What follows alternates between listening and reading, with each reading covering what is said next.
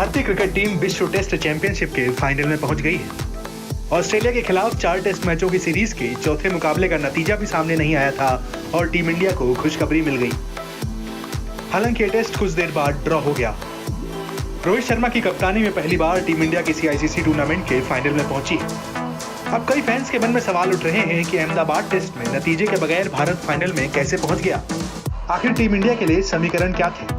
दरअसल भारतीय team Australia के खिलाफ शुरुआती 2 टेस्ट मैच को जीतकर फाइनल में पहुंचने के करीब थी। इसी बीच ऑस्ट्रेलिया ने इंदौर में खेले गए तीसरे टेस्ट में जीत हासिल कर ली और यहां से समीकरण में हो गया बदलाव। इंदौर में मिली जीत के बाद ऑस्ट्रेलिया के अंक तालिका में 68% अंक हो गए थे। हार के बाद टीम इंडिया के 60% अंक हो गए थे। एक तरफ भारत और ऑस्ट्रेलिया के बीच चौथा टेस्ट अहमदाबाद में खेला ही जा रहा था, तो दूसरी ओर न्यूजीलैंड ने रोमांचक मुकाबले में श्रीलंका को हरा दिया।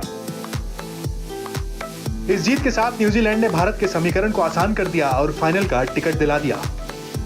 समीकरण के मुताबिक श्रीलंका की टीम एक टेस्ट हारने के बाद ही वर्ल्ड टेस्ट चैंपियनशिप के फाइनल की दौड़ से बाहर हो गई।